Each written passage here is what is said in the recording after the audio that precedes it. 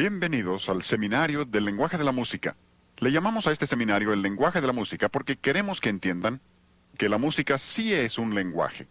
Cuenta con todos los elementos de un lenguaje. Tiene su gramática, sintaxis, tiene comunicación y tiene significado. Ahora, el significado es abstracto, no concreto, por eso es que algunos se confunden en este punto. Pero sí es un lenguaje. Y en estas sesiones les vamos a mostrar que la Escritura enseña esto, que hay lenguaje en la música. Incluso es una de las ilustraciones que usa la Biblia.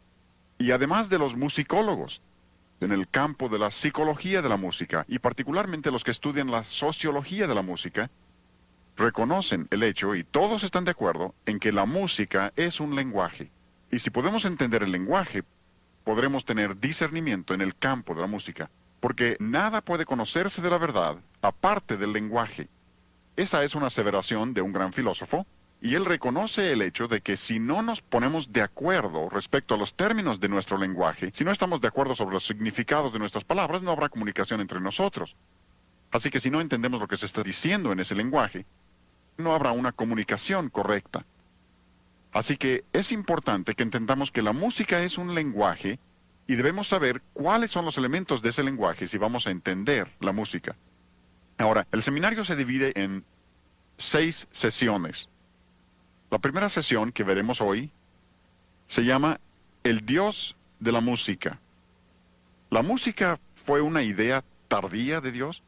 ¿O es algo que forma parte permanente de la economía divina? A la segunda sesión le llamamos El mensaje de la música. ¿Qué es lo que se está comunicando? ¿Puede la música comunicar ideas? ¿Puede la música comunicar algo? ¿Y podemos entender lo que la música está comunicando? La tercera sesión se llama el sonido de la música. Si la música comunica, ¿cómo sabemos qué sonidos comunican qué cosa? ¿Podemos entender? ¿Habrá principios que nos muestren cómo debe ordenarse nuestra música? Luego, el mensaje número 4 versará sobre lo que llamamos el evangelio de la música. ¿Se relaciona la teología con la música?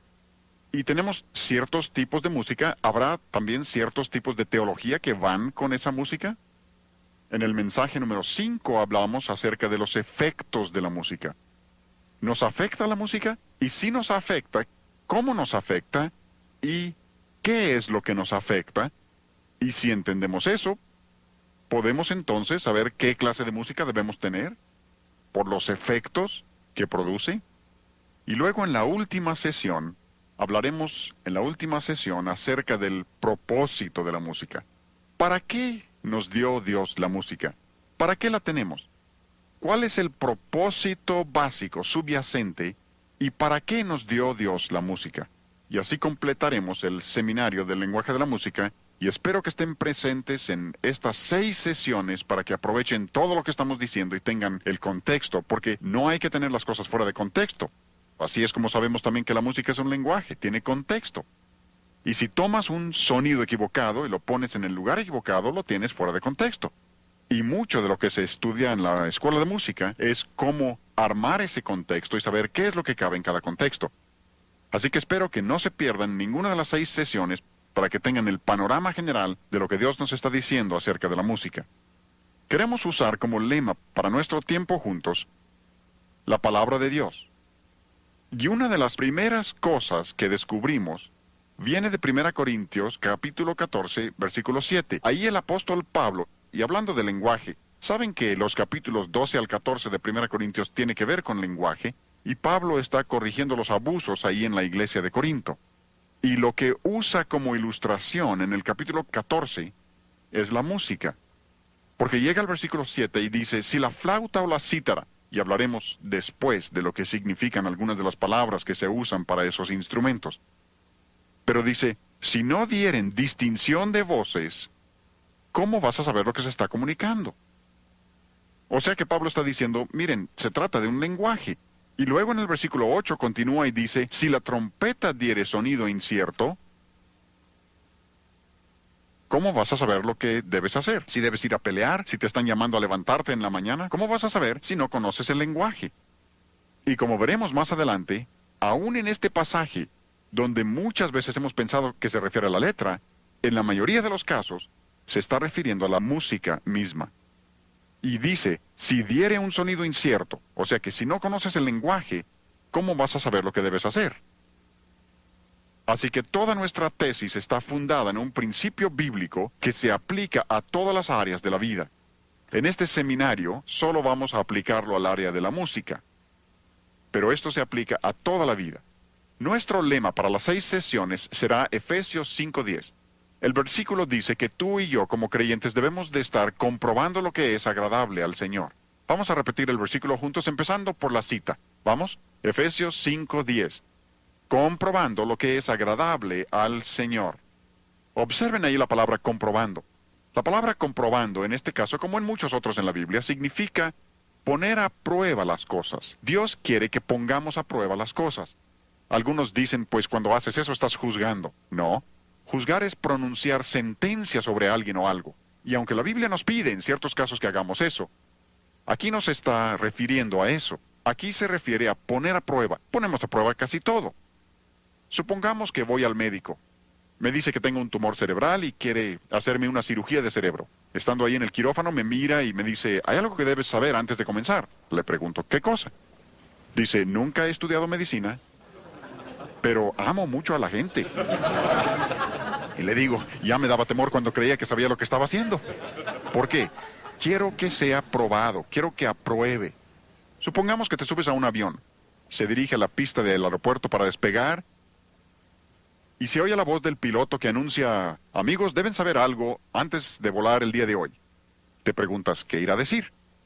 Y luego oyes que dice, nunca he tomado lecciones de vuelo, ni siquiera he volado antes. Dirás, déjenme bajar. ¿Por qué? Quieres que sea probado, quieres que sepa. ¿Supieron del piloto que llamó a la torre de control? Preguntó, ¿qué hora es? Le contestaron, ¿qué línea es? Dice el piloto, ¿qué importa qué línea es? Solo quiero saber la hora. El controlador le dice, si es American, son las 3 de la tarde. Si es mexicana, son las 15 horas. Si es la línea Patito, la manecilla corta está en el 3 y la larga está en el 12. Veo que algunos de ustedes han volado en esa línea. Tienen sus problemas, ¿no? Pero de nuevo, es que queremos que sean probados. Y esto es lo que dice Dios que tú y yo debemos hacer. Dios dice que nosotros como hijos de Él debemos comprobar lo que es agradable. ¿A quién? A ver, ¿a quién? Al Señor. No es lo que me guste a mí o lo que te guste a ti o a otro. ¿Han observado que todos son expertos en el campo de la música? ¿Se han fijado? No sabrán leer nota, no sabrán cantar, no conocen técnicas correctas, pero yo sé lo que me gusta. ¿Han oído eso, no? Díganme, ¿el hecho de que te guste lo hace bueno? Tienen miedo de contestar, ¿no? No, hay muchas cosas que me gustan, pero las rechazo porque sé que son malas. El asunto no es si me gustan o no. Otros dicen, pues a mí no me gusta. Déjenme hacerles otra pregunta. ¿El hecho de que no te guste lo hace malo? No. Y de nuevo, algunos dicen, pues es que tú te opones a la música rock porque no te gusta. Eso no tiene nada que ver. No me hubiera querido levantar esta mañana. No me gusta levantarme por la mañana, pero me levanté no porque me gustara o no me gustara, sino porque sabía que era lo correcto. Otros dicen, pues para mí es de tanta bendición. Y piensan que con eso ya te acorralaron. No, a mí me han dicho algunos que les ha sido de bendición Jesucristo superestrella. ¿Eso significa que superestrella sea bueno? No, ahora yo dudo de su bendición. Pero me refiero a que aun cuando hayan recibido bendición, de alguna manera, accidentalmente a pesar de ello, eso no significa que la obra misma sea buena. Algunos dicen, bueno, es que tú eres viejo y yo soy joven. Es que a ti te gusta la música de viejos porque estás tan viejo. Y no soy tan viejo como aparento, se le he pasado enfermo. Soy maduro para mi edad. El pelo canoso es muy engañoso. Otros dicen, yo soy del rancho, así que me gustan las rancheras. Tú eres de la ciudad, así que te gusta la música de la ciudad. No, el asunto no es si es música ranchera de la ciudad, o de ancianos, o de jóvenes. El asunto es, ¿esa música es agradable al Señor? Y me preguntarás, ¿será posible saberlo? Claro que sí. Alguien ha contado más de 500 referencias específicas a la música en la Biblia. Supongo que la cifra depende de cómo cuentes. Para algunos, si un versículo menciona 5 instrumentos diferentes, lo cuentan como 5 referencias diferentes.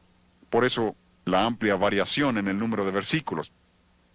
Pero yo estimaría, y he visto varias cifras que considero muy confiables que dicen que hay por lo menos 500 menciones específicas de música en la Biblia. Eso significa que si queremos saber qué clase de música debemos tener, podemos saberlo.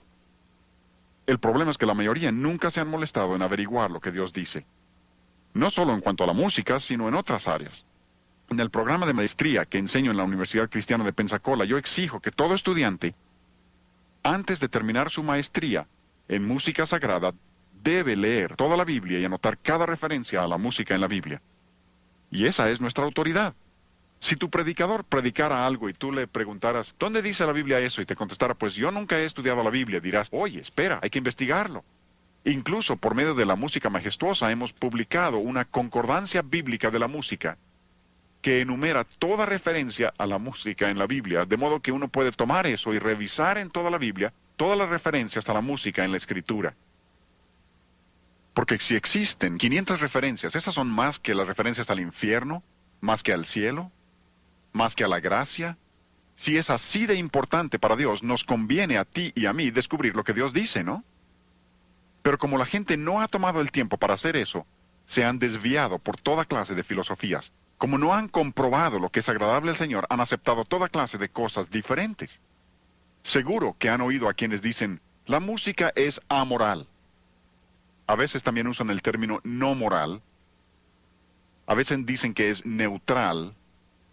Todos esos términos significan básicamente lo mismo.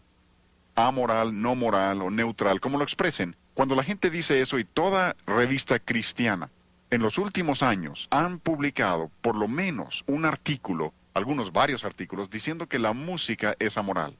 Y cuando dicen eso hay varias cosas implícitas. Número uno, están diciendo que no existe la música buena y la música mala.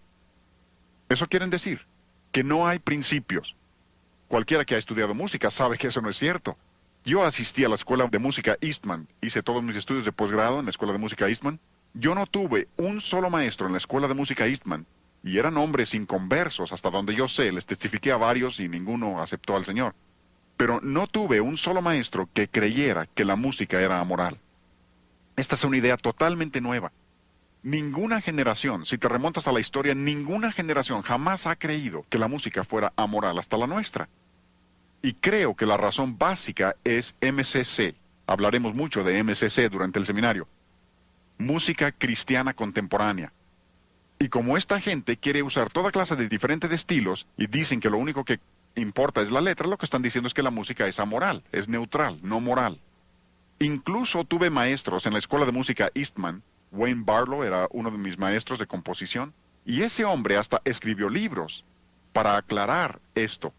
Howard Henson, quien era director de la escuela de música Eastman durante casi 50 años, un músico singular de renombre internacional, compuso óperas, sinfonías y en uno de sus mejores libros dijo, la música puede ser filosófica u orgiástica, o sea que te puede elevar intelectualmente, filosóficamente, o puede ser sensual. Incluso usa el término orgiástica. Dijo, tiene fuerza para mal, lo mismo que para el bien.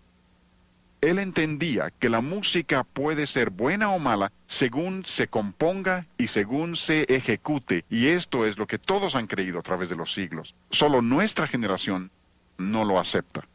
Y esto nos conduce a un enigma, un rompecabezas. Pero la historia lo corrobora. Conforme el hombre se vuelve más intelectual, más culto en la sociedad, más desarrollado industrialmente, ¿qué ha sucedido con su moralidad? Siempre se deteriora. Pueden verlo en Roma. Roma no cayó por ser una cultura tan maravillosa, cayó porque perdieron el rumbo moralmente. Grecia lo mismo. Egipto lo mismo. Estados Unidos, nuestro país. En la medida que hemos desarrollado increíblemente las comunicaciones, computadoras, toda clase de tecnología, ¿qué ha sucedido con nuestra moralidad? Tenemos computadoras que nos permiten llevar una Biblia en el bolsillo. Pero al mismo tiempo, nuestra moralidad se ha deteriorado. Tenemos problemas terribles con toda clase de inmoralidad, enfermedades venéreas y todo lo que lo acompaña. ¿No es increíble? Pueden ver cómo sucede esto. Y resulta que la razón de ello es que creen que puedes educar a una persona para hacerla más moral. No funciona de esta manera. No se hace moral a las personas mediante educación. Otra cosa que dicen, no solo dicen que la música no es ni buena ni mala, cuando dicen que la música es amoral. Otra cosa que están diciendo estos que creen que el razonamiento amoral y el pensamiento amoral, y hay muchos, ese es el pensamiento de nuestra época, y lo que están diciendo es que a Dios no le interesa qué clase de música usamos. A Dios no le importa. Para Él es lo mismo. Si quieres usar rock pesado, está bien, mientras la letra sea buena. Si quieres usar rock punk o rock thrash, le llaman punk thrash, metal pesado, aunque le llamen metal celestial, es lo mismo. Si quieres usar eso, por Dios no hay problema, le da igual. Y nada podía estar más lejos de la verdad. He consultado varios diccionarios seculares. Estos no son diccionarios bíblicos, son diccionarios seculares para ver cómo definen el término amoral. Un diccionario dice que amoral significa sin sentido de responsabilidad moral. Y creo que es muy acertado. Tengo varias objeciones contra la enseñanza de educación sexual en nuestras escuelas públicas. Tengo varias objeciones. Pero una de las objeciones más grandes es que lo están enseñando como un asunto amoral. Tú y yo sabemos que moralidad sí está estrechamente relacionada con la sexualidad. No se pueden separar las dos cosas. Tengo varias objeciones contra el movimiento pro-aborto, pro-elección, según le llaman. Creo que le deben llamar pro-homicidio. Tengo varias objeciones, pero una de las objeciones más grandes es que lo están presentando como un asunto amoral. O sea que puedes matar a una persona que aún no ha nacido y decir que no tiene nada que ver con principios morales. Pero esta es la filosofía de nuestra época, ha penetrado a todas las áreas de nuestra vida. La educación sexual, medicina, aborto. Una de las cosas que son interesantes para mí al descubrir esto es que muchos médicos en la actualidad no toman el juramento hipocrático que tomaban todos los médicos hasta hace pocos años. ¿Y por qué? Porque una de las cosas que promete el juramento hipocrático, entre otras cosas, es que particularmente no asistiré a una mujer para la obtención de un aborto. Eso es parte del juramento que hacían los médicos. Con razón, muchos de ellos no la quieren tomar. Y la razón por la que han adoptado esa postura es que, según dicen, es amoral. No es algo que sea afectado por ningún principio moral. ¿Hasta dónde puede llegar la necedad? Ahí es donde los diccionarios son perfectamente acertados. Otro diccionario dice, amoral significa incapaz de distinguir entre lo bueno y lo malo. Y eso también es muy acertado, porque estas personas que hablan de razonamiento amoral y pensamiento amoral, por ejemplo en el campo de la música, los que creen que la música es amoral, y que puedes tener rock o rock pesado o metal pesado, lo que sea, y llamarle cristiano, pronto pierden su sentido de lo bueno y lo malo también. Pronto pierden el sentido, como les mostraré en la sesión 4 cuando hablemos acerca de los evangelios de la música, y que la mejor táctica de Satanás para introducir su evangelio falso a las iglesias es por medio de la música. Y la razón es que cuando han aceptado una música incorrecta, luego pierden el sentido de lo bueno y lo malo, y no pueden distinguir la verdad del error. Ese es un ejemplo perfecto de eso. Y Dios comenta respecto a esto. En Isaías capítulo 5, versículo 20, la palabra de Dios dice, ¡ay de ellos! Dios pronuncia una maldición sobre esa clase de razonamiento. Y Dios incluso condena a las personas que piensan de esa manera. ¡Ay de aquellos que a lo malo llaman bueno y a lo bueno malo! Y luego continúa el versículo y habla de que no pueden distinguir entre lo dulce y lo amargo, y pierden incluso la capacidad para distinguir entre luz y tinieblas, dice Dios. ¿Por qué? Porque han aceptado la idea de que no hay bueno y malo, y han perdido su sentido de responsabilidad moral y de bueno y malo. Este es un libro muy interesante, se llama La clausura de la mente americana, por un hombre que se llama Alan Bloom. Ahora, él es maestro de pensamiento social en la Universidad de Chicago, una excelente escuela cristiana. Saben que no es así. Es una de las escuelas más liberales en el país. Ahora, quiero que entiendan el trasfondo de este hombre. Es maestro de pensamiento social en la Universidad de Chicago. Cuando recién salió su libro, los liberales estaban fascinados, elogiándolo a más no poder. Luego de pronto entendieron lo que estaba diciendo. Y ya no les gustó tanto. Pero él toca varios puntos con mucho acierto. Oigan lo que dice. Bien pudiera ser que la locura más grande de la sociedad le parezca normal a ella misma. Esa es una cita formidable. ¿Ven? Porque el aborto es una locura absoluta. Se nos ponían los pelos de punta cuando leíamos de madres en la India que arrojaban a sus bebés al río Ganges. Nuestro país ha ido mucho más allá. Las últimas cifras que yo vi reportaban que nuestro país en este momento está matando bebés antes de que nazcan a razón de más de 4,000 diarios. 4,000 diarios. Una locura absoluta. Pero si te opones, te meten a la cárcel. Te tachan a ti de loco. Homosexualidad es una locura, un disparate, pero ha llegado a ser aceptado ahora. Recientemente en la ciudad de Nueva York desfilaron más de 500,000 personas promoviendo la homosexualidad, promoviendo esas inclinaciones. ¿Ven? Bien pudiera ser, dice, que la locura más grande de la sociedad le parezca normal a ella misma. Y parte del problema es que nuestros juzgados ahora operan sobre las opiniones de la sociedad, no sobre la ley misma. Están decidiendo sobre la base de lo que es normal y aceptado entre la sociedad y la cultura. Y esa no es ninguna base. Observen además aquí, particularmente los padres, ustedes necesitan tomar nota de esto. Dice, la televisión en comparación con la música, ahora, no está menospreciando los efectos de la televisión. Reconoce los efectos tremendos que puede tener la televisión, pero dice, si lo comparas con la música, juega un papel comparativamente pequeño en la formación del carácter y los gustos. Recuerden que este es un maestro de pensamiento social en la Universidad de Chicago, no es un predicador. Y no está menospreciando la televisión, pero dice que si comparas eso con la música, ¿quieres desarrollar el carácter y los gustos de los jóvenes en el sentido correcto? Dice, no se preocupen únicamente por la televisión, fíjense en la música que están escuchando, porque tendrá un efecto aún mayor. Y luego habla muy específicamente, y no voy a ser tan específico en estos seminarios, pero su libro dice con mucha claridad, la música rock apela a un solo factor, la apelación barbárica al deseo sexual. Él abiertamente reconoce, como casi todos en el campo del rock secular, que su música es la música de la sensualidad, solo que ellos no le ven nada de malo a eso, pero nosotros como cristianos sí debemos verlo. Luego continúa y dice, los jóvenes saben esto perfectamente aun cuando sus padres no. O sea que la juventud entiende lo que está sucediendo aun cuando los padres frecuentemente son engañados. Me gusta este libro, me gusta su título, se llama Matándonos de deleites. Neil Postman es maestro de artes y ciencias de la comunicación en la Universidad de Nueva York. Y repito, que quiero que vean su trasfondo, ¿sí?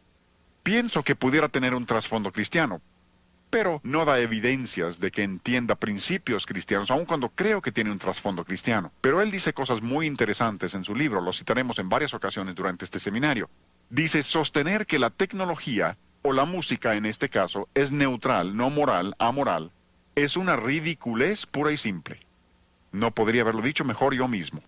Lo que está diciendo es que el medio, como dice Marcia McGruin, el medio es el mensaje. Está diciendo que no se puede separar el medio del mensaje. Y lo demostraremos eso en varias de las sesiones para comprobar que eso es cierto. No se pueden separar las dos cosas. La manera de decir algo determina en gran medida lo que significa.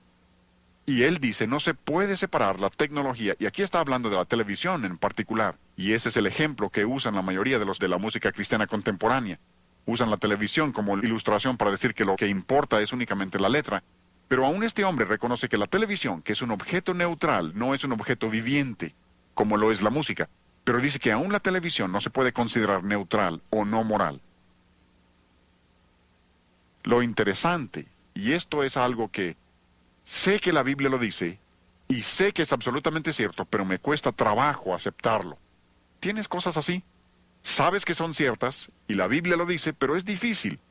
Cuando Jesús dijo en Lucas 16 que los hijos de este siglo son más sagaces que los hijos de la luz, yo digo, no debe ser así. Los cristianos que tenemos la palabra de Dios, tenemos al Espíritu Santo para guiarnos, debemos entender mucho más que el mundo, ¿no?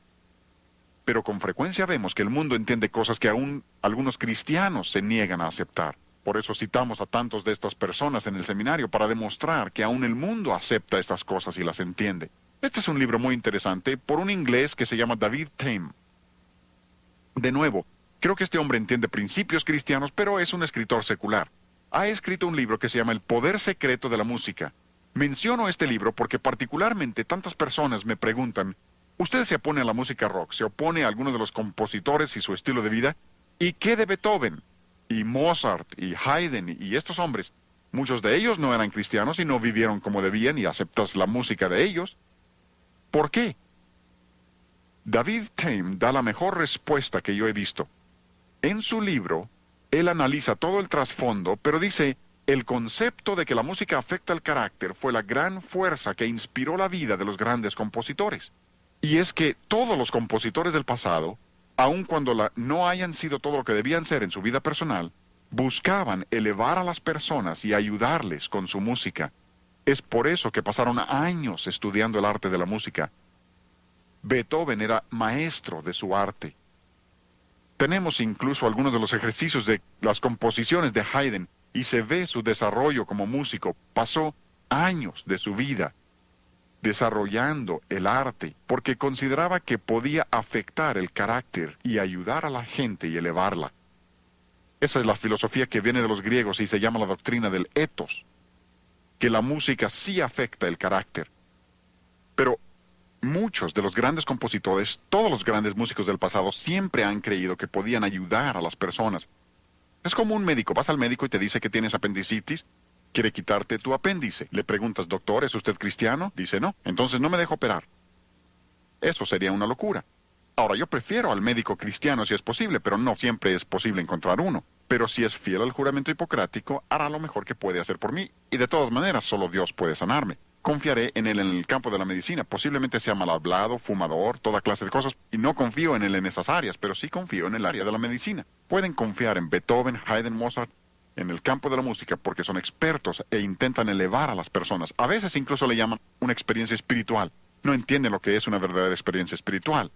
Cuando yo tocaba con orquestas sinfónicas hace años, tocábamos, por ejemplo, la novena sinfonía de Beethoven, y algunos de los músicos decían, ¡qué maravillosa experiencia espiritual! Yo siempre diría, no, era elevador, pero no espiritual, porque la espiritualidad únicamente viene por Jesucristo y su palabra, no viene por medio de la música. Pero todos los compositores del pasado han reconocido el enorme poder de la música. Continúa y cita a Aristóteles. Si uno escucha música mala, tiende a ser una persona mala.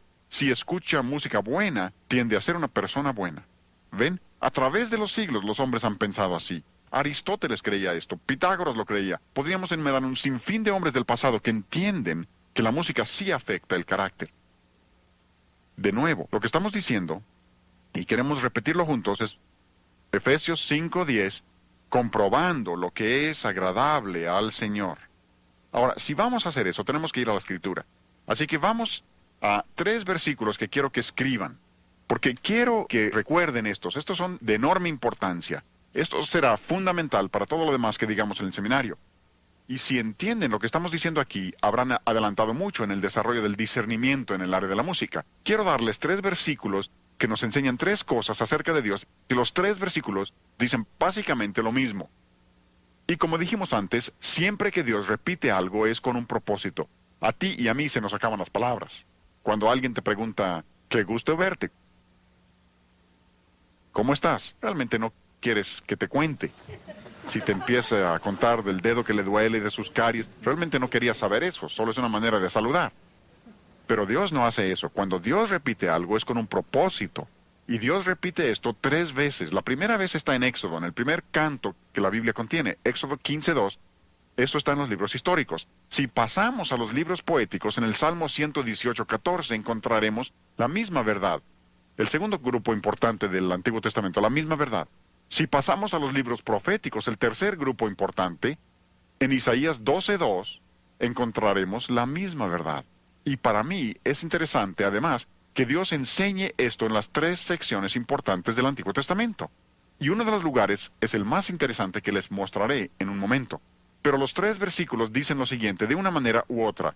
Jehová, se refiere al Señor, Yahvé, Jehová es mi fortaleza y mi cántico, y ha sido mi salvación. Estos versículos nos enseñan 3 cosas acerca de Dios. Primero, estos versículos dicen que Dios, el Señor, es nuestra fortaleza.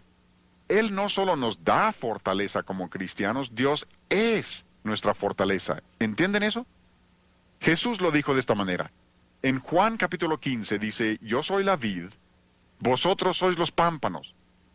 Si los pámpanos no permanecen en la vid, ¿qué sucede? Se seca, muere. ¿Por qué? Porque la vid es la fortaleza de los pámpanos. Por eso dijo, Sin mí nada podéis hacer. Tenemos que permanecer en Cristo. Jesús dijo, tienen que permanecer en mí.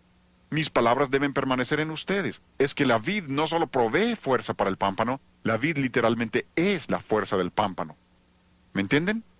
Dios es nuestra fortaleza. ¿Sí? Voy a pasar a lo tercero, regresaré a lo segundo en un momento. También dice, Él es nuestra salvación. Y creo que aquí cambia un poco la sintaxis. Porque de una manera muy singular, por medio de la encarnación, Jesucristo ha llegado a ser salvación para nosotros. La salvación no está en una iglesia, la salvación no está en un credo, la salvación no está en una religión. La salvación está en una persona. Si no tienes a la persona, no tienes salvación. Y la persona es Jesucristo. ¿Sí? ¿Me están entendiendo? Dios es nuestra fortaleza, Dios es nuestra salvación.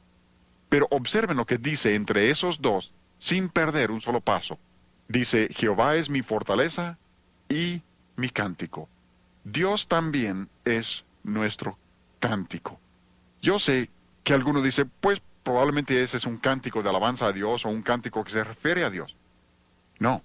La palabra que ahí se traduce cántico, como muchos términos que les mostraremos en este seminario, no se refiere a alabar a Dios con palabras, se refiere a la música misma.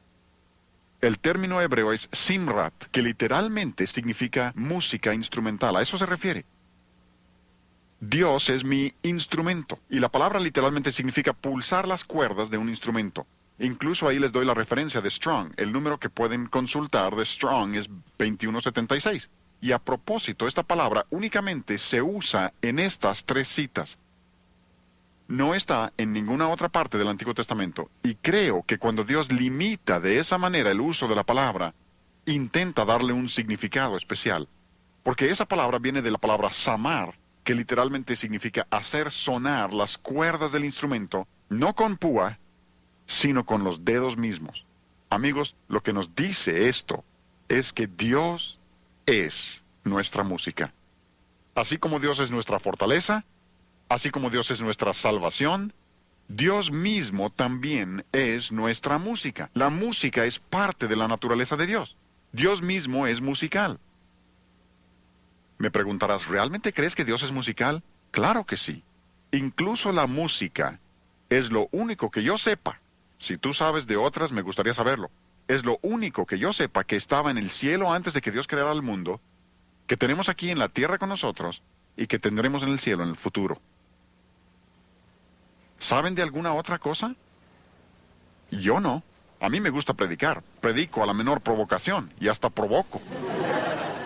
Pero allá no necesitaremos predicación, pero sí cantaremos. Tendremos música, música instrumental. Apocalipsis habla de música instrumental. ¿Saben por qué? Porque Dios es musical. Es parte de la naturaleza de Dios. Y algunos dicen, incluso he leído algunos libros cristianos que dicen, Dios hizo la música para el hombre. No, Dios no hizo la música para el hombre. Había música en el cielo antes de que Dios creara al hombre. Incluso leí un libro cristiano, ¿se imaginan? Dice, el hombre aprendió a producir música imitando a los animales. Este ha aceptado la evolución y ni cuenta se ha dado. El hombre produce música porque Dios es musical, y cuando Dios nos hizo a su imagen, nos hizo a nosotros musicales también. ¡Qué emocionante!, ¿no? La música es parte de la naturaleza de Dios. Eso significa, y óiganme muy bien, esto es importante, y no les estoy enseñando verdades nuevas, ¿sí? Si es verdad nueva, es herejía.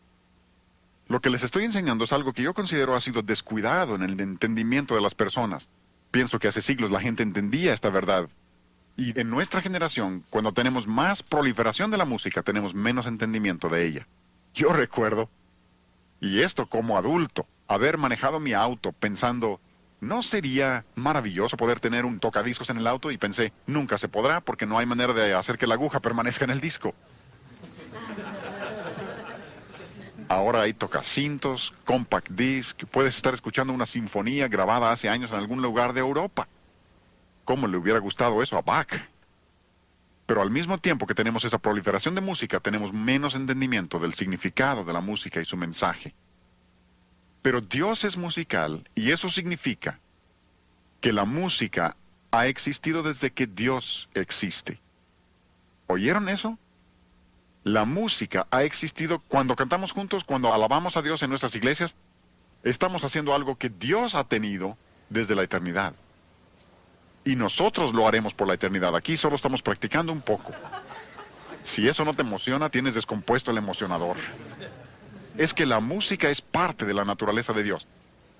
Ahora lo que sigue se va a poner un poco técnico, pero quiero que vean que sí existen pruebas de lo que estoy diciendo. Por ejemplo, en Sofonías 3:17 dice, Jehová está en medio de ti, poderoso, Él salvará, se gozará sobre ti con alegría, callará de amor, y ¿saben qué más dice? Se regocijará Dios sobre ti, su Hijo, con cánticos. Dios dice que cuando tú y yo hacemos lo correcto, ¿qué hace Dios? Canta. Así dice. Dios canta. Incluso, eso es fascinante si lo estudian a través de toda la Escritura, que Dios no solo canta, sino que toca la trompeta. Zacarías 9:14. Y Jehová el Señor tocará trompeta. El Señor toca. Así dice. No discutan conmigo, discutan con Dios. Dice, y Jehová el Señor tocará trompeta. Así dice la Escritura. Dios toca la trompeta. Y esto es fascinante para mí. Nunca había reparado en esto hasta hace poco, que cuando llegas a 1 Tesalonicenses 4:16, donde habla del regreso del Señor, ¿saben qué dice? El Señor mismo, con voz de mando y con voz de arcángel y con trompeta de Dios, descenderá del cielo. Y si comparas eso con el pasaje de Zacarías, verás que Zacarías 9 también está hablando de la segunda venida del Señor.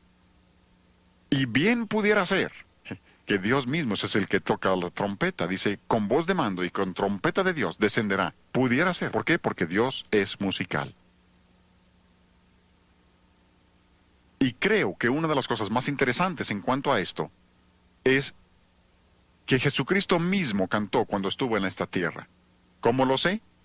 Mateo 26:30. Jesús está con sus discípulos en el aposento alto, está a punto de salir al huerto y a la cruz.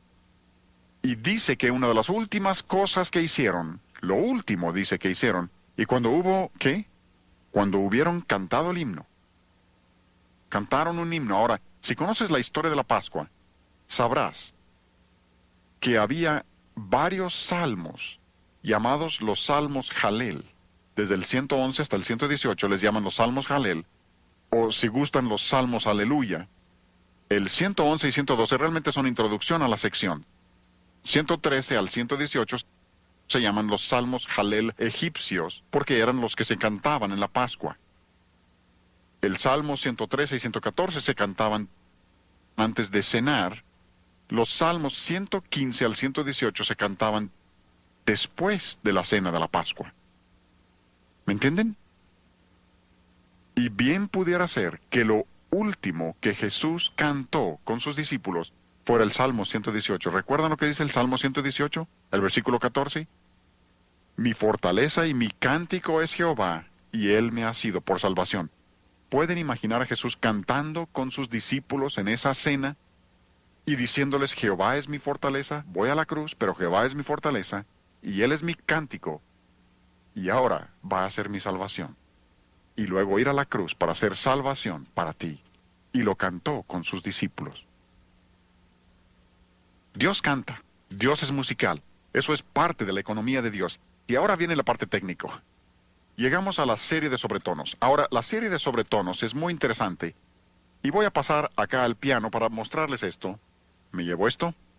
Y aquí en el piano les mostraré esto, porque tienen en la serie de sobretonos, y esto ha sido reconocido desde hace muchos años, tienen varias notas. Lo que estoy tocando en este momento se llama do bajo. No es el do más bajo del piano, pero se llama do bajo. Al sonar esa nota, hay otras notas que están sonando junto con ella. Por ejemplo, al tocar ese do bajo, hay una nota que está exactamente a una octava por arriba de la primera. Una octava es donde las notas están en una relación de 8 notas. 1, 2, 3, 4, 5, 6, 7, 8. 1, 8. Esa es una octava. Así que esas dos notas están a una octava de distancia. Por eso dos notas a una octava de una de la otra, sean graves o agudas donde estén, si están a una octava, la relación de sus frecuencias siempre es de 2 a 1. Ampliaré eso en un momento. Siempre es de 2 a 1. ¿Por qué? Porque el número 2 de la serie, número 1 es el fundamental, número 2 siempre es una octava. Pero si seguimos ascendiendo a través de la serie, le llaman parciales o armónicas, Seguimos ascendiendo. Número 3 es una quinta arriba de la segunda nota. 1, 2, 3, 4, 5. 1, 5.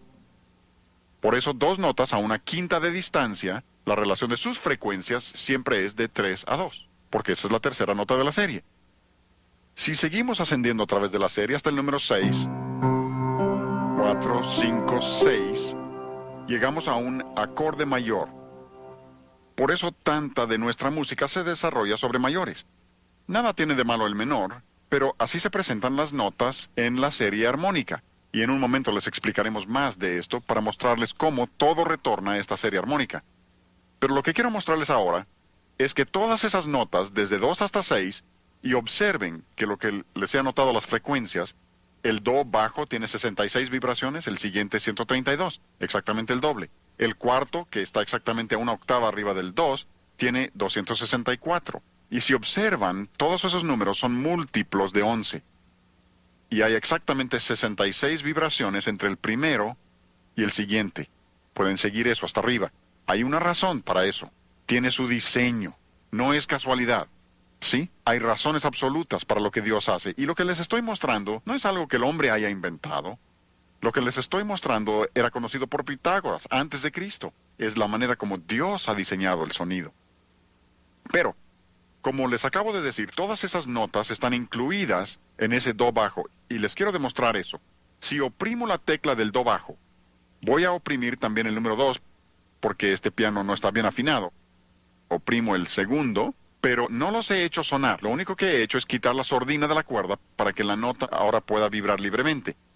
Luego paso al centro del piano, número 4 es el do central, y voy a tocar esa triada, 4, 5 y 6, y luego los voy a soltar y deben oír las 3 notas en una sola cuerda. Oigan.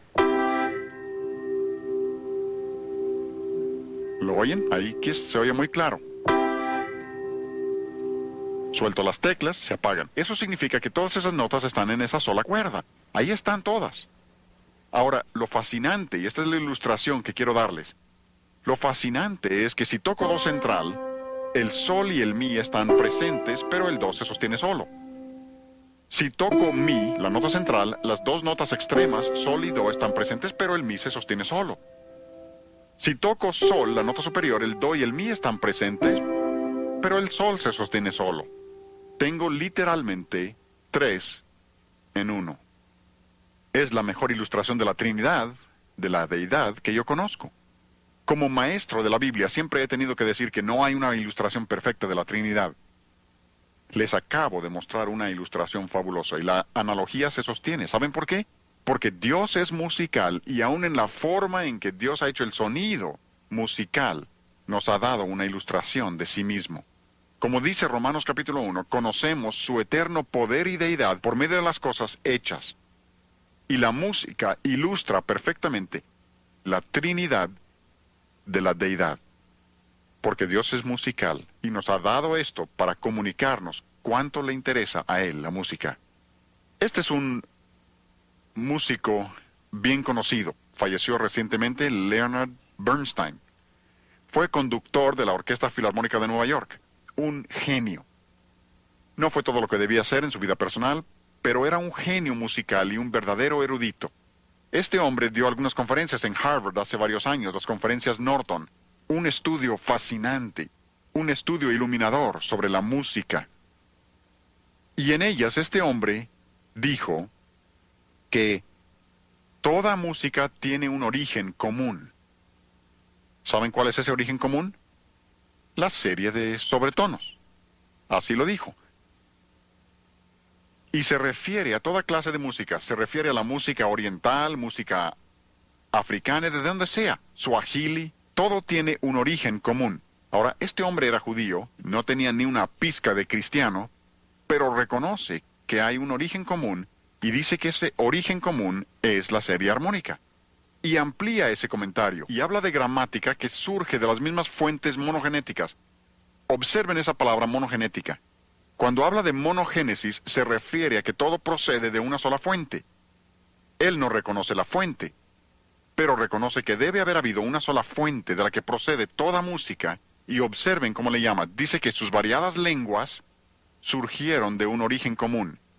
Y continúa y dice que estas lenguas Observen cómo relaciona esto con lenguaje, y todos los eruditos lo hacen, los que entienden la sociología y la psicología de la música, musicólogos, todos reconocen esto. Dicen, las lenguas son lenguajes de tonos.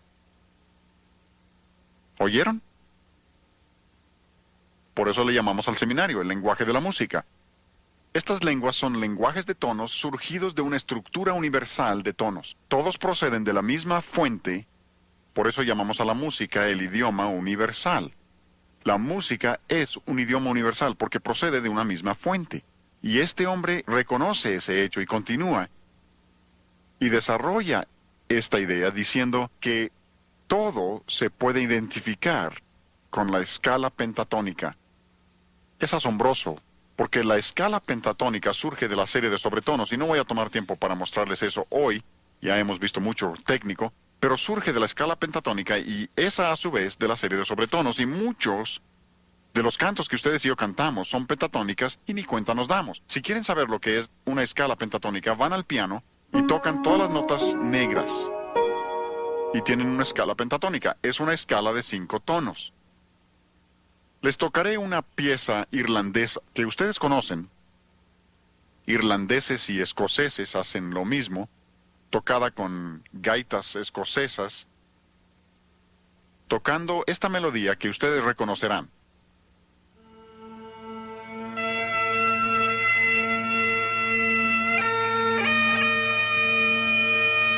¿Ya lo reconocieron?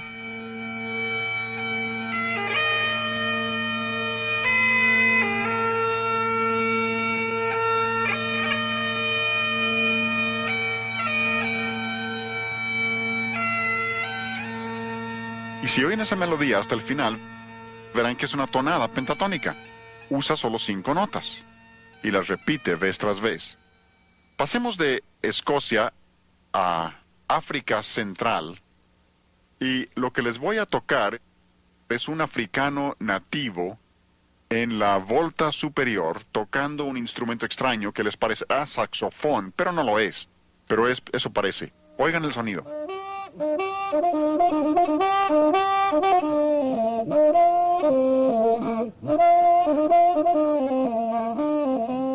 De nuevo, observan, tienen la escala pentatónica, incluso son las mismas notas del primer ejemplo, las mismísimas notas. África, Escocia. Esa escala pentatónica es parte de la monogénesis. Tenemos varios himnos que cantamos.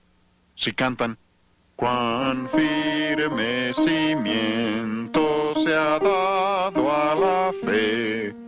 Esa es una melodía pentatónica. O, oh corazones te ofrecemos, Dios. Y así sucesivamente. ¿Cuántos cantos que conocemos? Lo mismo que en cualquier país, descubrirán que muchas de las melodías originales, los nativos de ese país, proceden directamente de la escala pentatónica. ¿Por qué? Porque hay una sola fuente. Ahora, el señor Bernstein dice que su desarrollo se llevó 10 millones de años. Es asombroso. Eruditos que son y pierden el camino cuando aceptan la evolución. Nosotros sabemos que es porque Dios es la fuente, y Dios es musical, y cuando nos hizo a su imagen, nos hizo musicales, y puso ese lenguaje musical en todas las personas. Este es un libro muy interesante, por una mujer que se llama Connie Fortunato. La señora Fortunato es experta en el campo de la música infantil y la manera en que la música afecta a los niños. Dice cosas muy interesantes en el libro. Por ejemplo, habla de la manera en que la música afecta a los bebés, aún antes de que nazcan. Pueden oír sonidos, aún antes de nacer. Por eso nos dicen que un bebé reconoce su propio idioma para cuando tiene 3 días de nacido. Ya conoce su propio idioma porque lo ha estado escuchando desde siempre. ¿Y se imaginan luego abortar un ser humano con ese conocimiento? Nos dicen que un bebé puede aprender a reconocer una sinfonía de Mozart y entenderlo para cuando tenga 6 meses de edad. Y dicen que escuchar una sinfonía de Mozart por su orden complejo, si vieras algunas de mis obras para orquesta, siempre digo que la mejor herramienta es el borrador. Borro más de lo que escribo. Pero Mozart no. Mozart era tan genial que lo componía todo en su mente y luego anotaba lo que tenía concebido. No hay borraduras en su obra. Y dicen que esa organización compleja ayuda al niño a organizar sus pensamientos. Y Connie Fortunato continúa y habla del desarrollo de los niños como la música les ayuda en su desarrollo psicomotriz, su coordinación, comprensión, habilidades físicas. Pero dice que también les ayuda en su desarrollo afectivo, emocional. Para un desarrollo emocional correcto. Por eso una música mala te lleva emocionalmente en una dirección equivocada. Pero continúa y dice, tercero, también les ayuda en su desarrollo intelectual. Hablen con el director de banda en la escuela que ustedes gusten y les dirá que los niños más inteligentes de la escuela están en su banda. No es que los más inteligentes estén en la banda o en la orquesta, es que estar en el campo de la música los hace más listos. Ayuda a su desarrollo intelectual. Así que la música nos afecta de muchísimas maneras. Y si la música nos afecta de esa manera, y la música es tan importante y debemos entender lo importante que es, entonces la música reflejará una filosofía. Toda música refleja una filosofía. Pasas por una cantina y están tocando cierta clase de música allí, ¿no? Esa música refleja la filosofía de ese lugar, por eso esa clase de música no cabe en la vida de un cristiano. Pasen por un club nocturno y oirán cierta clase de música allí, ¿no? Esa música refleja su filosofía y lo que creen en ese club nocturno. Por eso no debemos tener eso en nuestras iglesias ni en nuestros hogares. Muchas difusoras cristianas, no todas, muchas han tomado ese sonido de club nocturno y lo han introducido a nuestros hogares, enseñando a nuestros jóvenes a familiarizarse con ello y a disfrutarlo.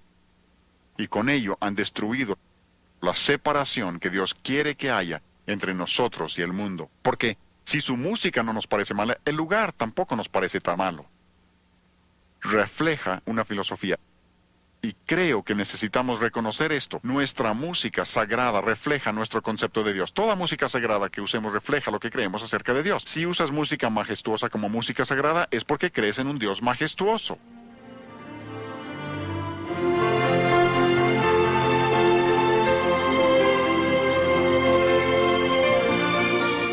Ahí tenemos una orquesta de cuerdas tocando Santo, Santo, Santo.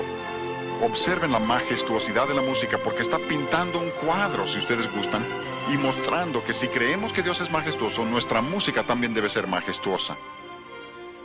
Pero, si no crees eso y piensas, bueno, yo puedo tener música sentimental como mi música sagrada, probablemente es porque piensas que existe un Dios sentimental que todo perdona y que es un anciano allá arriba y que no importa lo que hagamos, siempre que nos arrepintamos, Él nos perdona.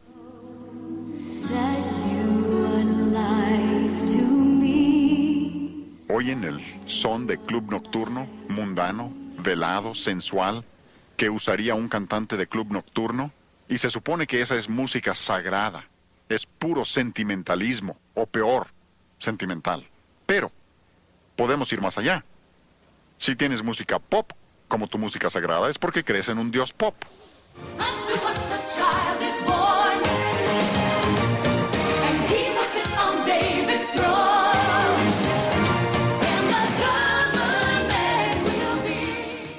Se supone que esa es música sagrada, hablando de sentarse en el trono y todo eso, pero ha convertido a Dios en un Dios pop. El estilo popular de la música, y hablaremos más de esto luego, el estilo popular revela lo que estas personas creen acerca de Dios, y no es un concepto nada bíblico. Creo que la mejor ilustración que les podría dar, para terminar esta sesión, la mejor ilustración sería la Biblia misma. ¿Se han puesto a pensar el milagro que es este libro? Dios pudo haber escrito el Evangelio en el cielo para que todos pudieran leerlo en su propio idioma, pero no lo hizo así. Pudo haber puesto un par de bocinas para que todos oyeran en su propio idioma, pero no lo hizo así tampoco. Dios en su soberanía quiso comunicarse con nosotros por medio de su palabra, y se limita a su palabra, en su soberanía. Pero al hacerlo, dotó a su palabra de casi todos sus atributos eternos. Aquí mismo dice, Santa Biblia. ¿Por qué? Porque Dios es santo y su palabra es santa. Creemos que la Biblia es eterna. ¿Por qué? Porque Dios es eterno. El salmista dijo, para siempre, oh Jehová, permanece tu palabra en los cielos. Dios nunca cambiará su palabra. Cualquier libro de texto que ya tiene 5 años es obsoleto. Han cambiado su manera de pensar. Dios no. Él nunca lo cambiará. Aún en la eternidad, Dios no faltará a su palabra. Nosotros creemos que la Biblia no tiene errores, ¿no? Es infalible. ¿Por qué? Porque Dios es infalible. Si tú crees que la Biblia tiene errores es porque crees que Dios comete errores.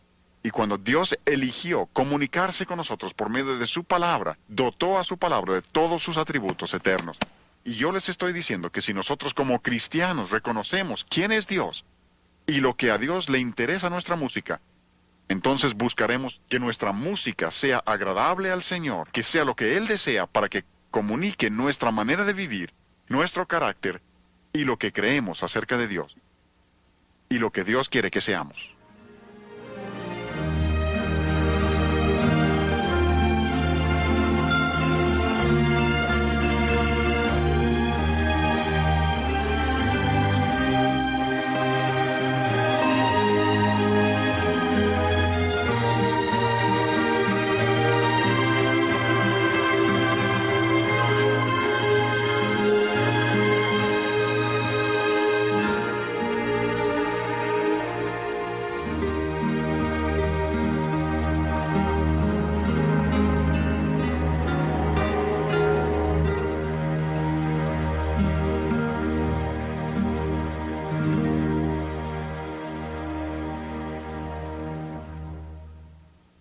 Que a ti te gusta la música de viejos porque estás tan viejo. Y no soy tan viejo como aparento. Se le he pasado enfermo.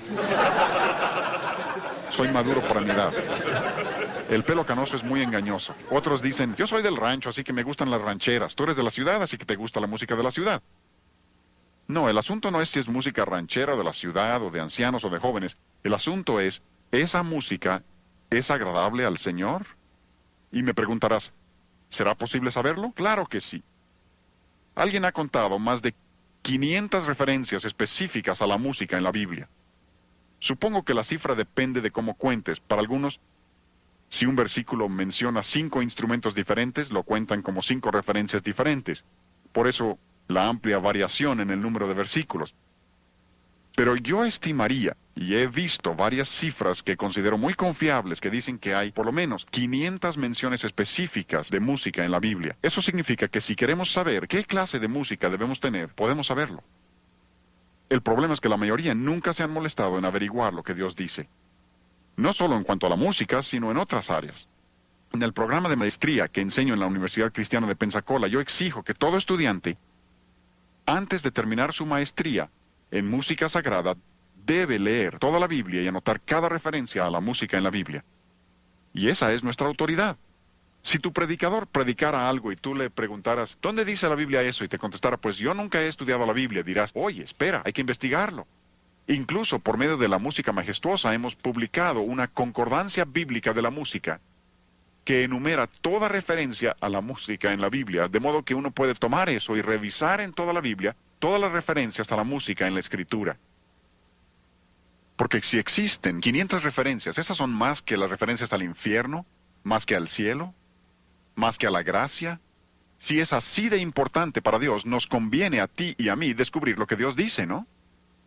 Pero como la gente no ha tomado el tiempo para hacer eso, se han desviado por toda clase de filosofías. Como no han comprobado lo que es agradable al Señor, han aceptado toda clase de cosas diferentes. Seguro que han oído a quienes dicen, la música es amoral. A veces también usan el término no moral. A veces dicen que es neutral. Todos esos términos significan básicamente lo mismo.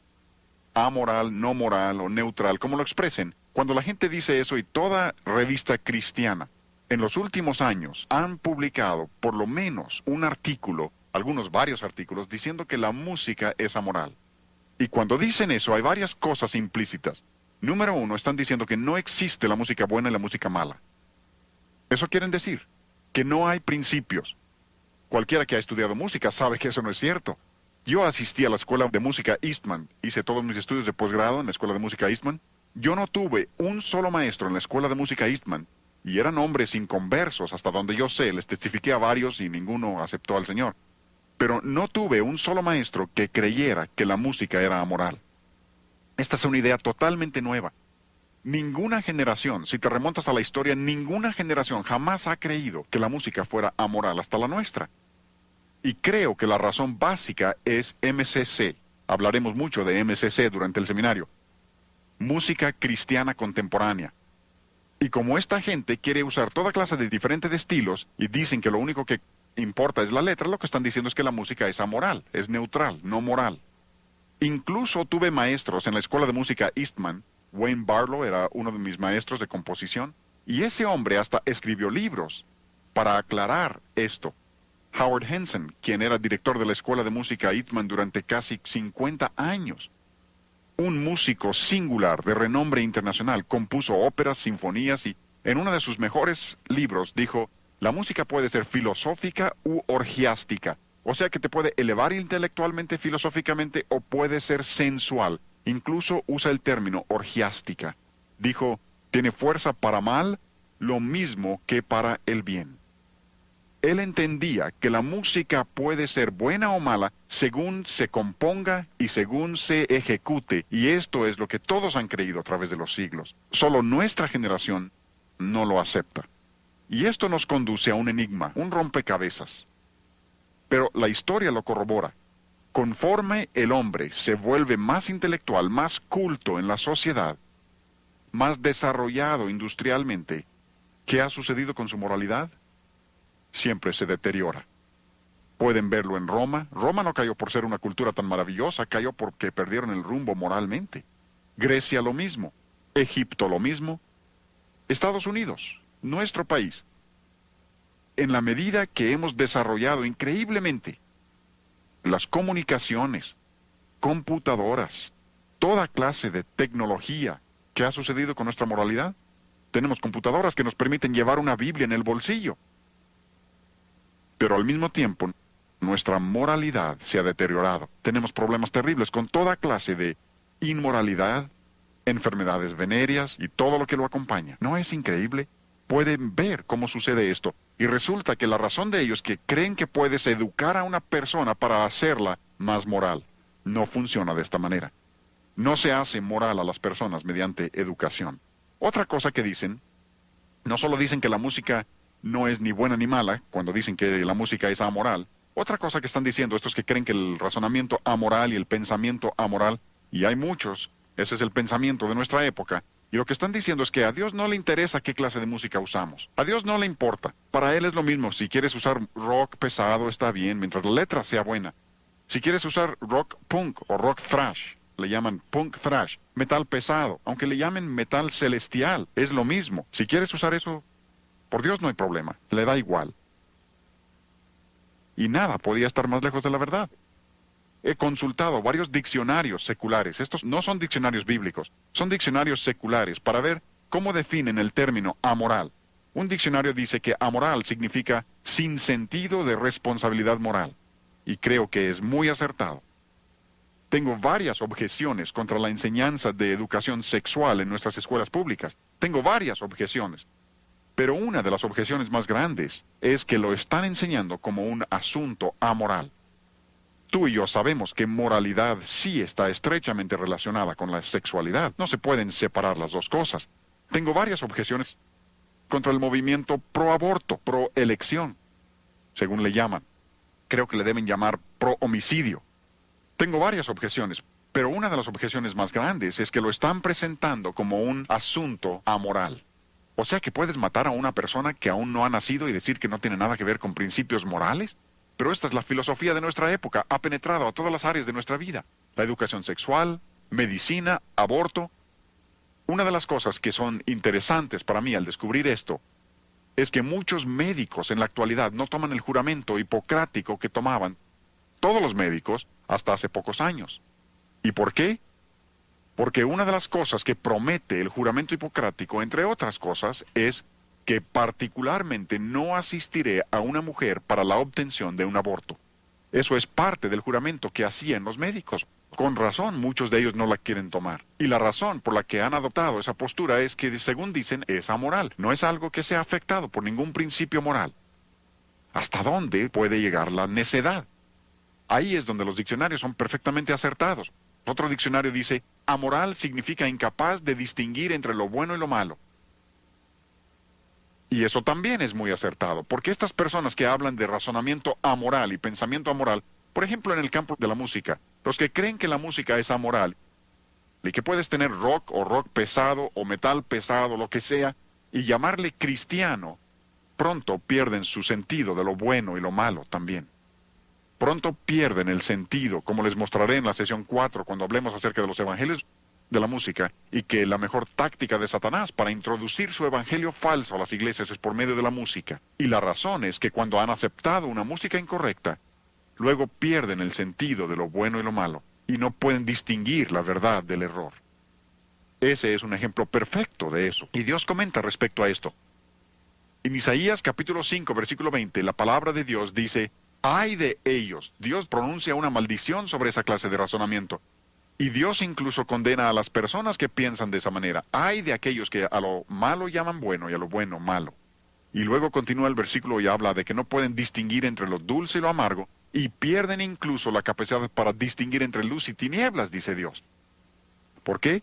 Porque han aceptado la idea de que no hay bueno y malo, y han perdido su sentido de responsabilidad moral y de bueno y malo. Este es un libro muy interesante, se llama La clausura de la mente americana. Llegamos a la serie de sobretonos. Ahora, la serie de sobretonos es muy interesante, y voy a pasar acá al piano para mostrarles esto. Me llevo esto. Y aquí en el piano les mostraré esto, porque tienen en la serie de sobretonos, y esto ha sido reconocido desde hace muchos años, tienen varias notas. Lo que estoy tocando en este momento se llama do bajo. No es el do más bajo del piano, pero se llama do bajo. Al sonar esa nota, hay otras notas que están sonando junto con ella. Por ejemplo, al tocar ese do bajo, hay una nota que está exactamente a una octava por arriba de la primera. Una octava es donde las notas están en una relación de 8 notas. 1, 2, 3, 4, 5, 6, 7, 8. 1, 8. Esa es una octava. Así que esas dos notas están a una octava de distancia. Por eso dos notas a una octava de una de la otra, sean graves o agudas donde estén, si están a una octava, la relación de sus frecuencias siempre es de 2 a 1. Ampliaré eso en un momento. Siempre es de 2 a 1. ¿Por qué? Porque el número 2 de la serie, número 1 es el fundamental, número 2 siempre es una octava. Pero si seguimos ascendiendo a través de la serie, le llaman parciales o armónicas, seguimos ascendiendo, número 3 es una quinta arriba de la segunda nota. 1, 2, 3, 4, 5, 1, 5. Por eso dos notas a una quinta de distancia, la relación de sus frecuencias siempre es de 3 a 2, porque esa es la tercera nota de la serie. Si seguimos ascendiendo a través de la serie hasta el número 6, 4, 5, 6, llegamos a un acorde mayor. Por eso tanta de nuestra música se desarrolla sobre mayores. Nada tiene de malo el menor, pero así se presentan las notas en la serie armónica. Y en un momento les explicaremos más de esto para mostrarles cómo todo retorna a esta serie armónica. Pero lo que quiero mostrarles ahora es que todas esas notas, desde 2 hasta 6, y observen que lo que les he anotado las frecuencias, el do bajo tiene 66 vibraciones, el siguiente 132, exactamente el doble. El cuarto, que está exactamente a una octava arriba del 2, tiene 264. Y si observan, todos esos números son múltiplos de 11. Y hay exactamente 66 vibraciones entre el primero y el siguiente. Pueden seguir eso hasta arriba. Hay una razón para eso. Tiene su diseño. No es casualidad. ¿Sí? Hay razones absolutas para lo que Dios hace. Y lo que les estoy mostrando no es algo que el hombre haya inventado. Lo que les estoy mostrando era conocido por Pitágoras antes de Cristo. Es la manera como Dios ha diseñado el sonido. Pero, como les acabo de decir, todas esas notas están incluidas en ese do bajo, y les quiero demostrar eso. Si oprimo la tecla del do bajo, voy a oprimir también el número 2, porque este piano no está bien afinado. Oprimo el segundo, pero no los he hecho sonar. Lo único que he hecho es quitar la sordina de la cuerda para que la nota ahora pueda vibrar libremente. Luego paso al centro del piano, número 4 es el do central, y voy a tocar esa triada, 4, 5 y 6, y luego los voy a soltar, y deben oír las 3 notas en una sola cuerda. Oigan. ¿Lo oyen? Ahí que se oye muy claro. Suelto las teclas, se apagan. Eso significa que todas esas notas están en esa sola cuerda. Ahí están todas. Ahora, lo fascinante, y esta es la ilustración que quiero darles, lo fascinante es que si toco do central, el sol y el mi están presentes, pero el do se sostiene solo. Si toco mi, la nota central, las dos notas extremas, sol y do, están presentes, pero el mi se sostiene solo. Si toco sol, la nota superior, el do y el mi están presentes, pero el sol se sostiene solo. Tengo literalmente 3 en 1. Es la mejor ilustración de la Trinidad, de la deidad, que yo conozco. Como maestro de la Biblia siempre he tenido que decir que no hay una ilustración perfecta de la Trinidad. Les acabo de mostrar una ilustración fabulosa y la analogía se sostiene. ¿Saben por qué? Porque Dios es musical y aún en la forma en que Dios ha hecho el sonido musical, nos ha dado una ilustración de sí mismo. Como dice Romanos capítulo 1, conocemos su eterno poder y deidad por medio de las cosas hechas. Y la música ilustra perfectamente la Trinidad de la deidad. Porque Dios es musical y nos ha dado esto para comunicarnos cuánto le interesa a Él la música. Este es un músico bien conocido. Falleció recientemente Leonard Bernstein. Fue conductor de la Orquesta Filarmónica de Nueva York. Un genio. No fue todo lo que debía ser en su vida personal, pero era un genio musical y un verdadero erudito. Este hombre dio algunas conferencias en Harvard hace varios años, las conferencias Norton.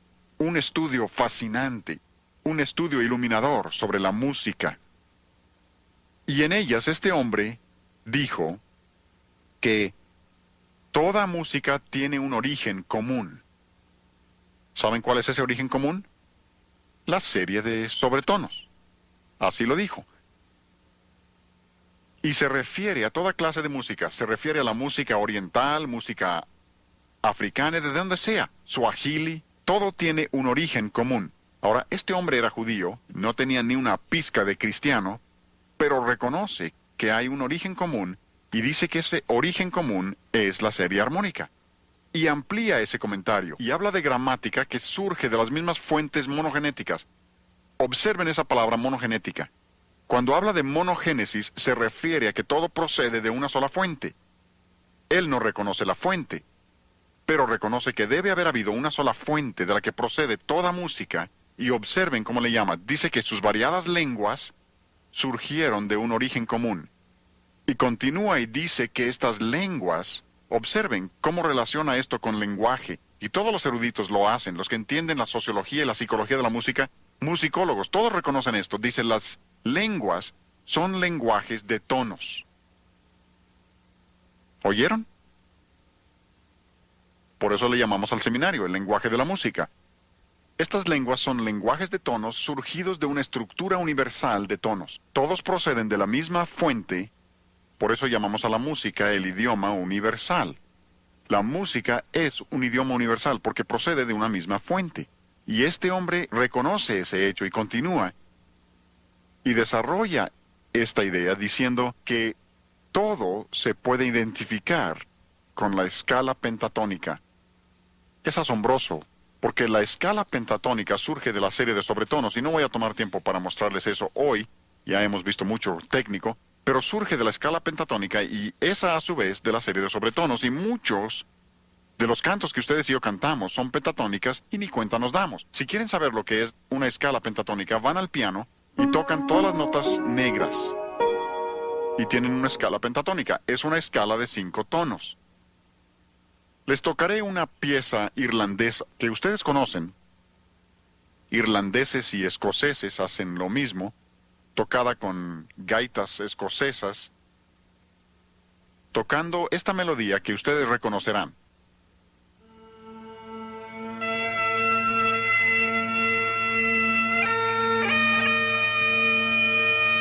¿Ya lo reconocieron?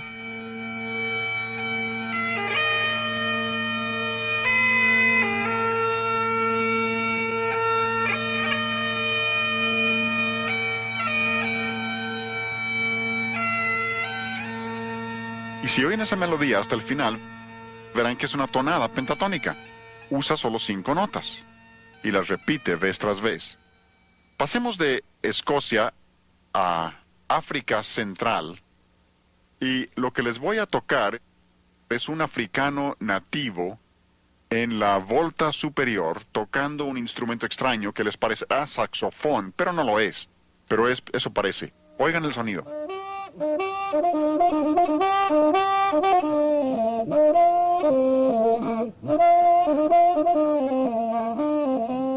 De nuevo, observan, tienen la escala pentatónica. Incluso son las mismas notas del primer ejemplo.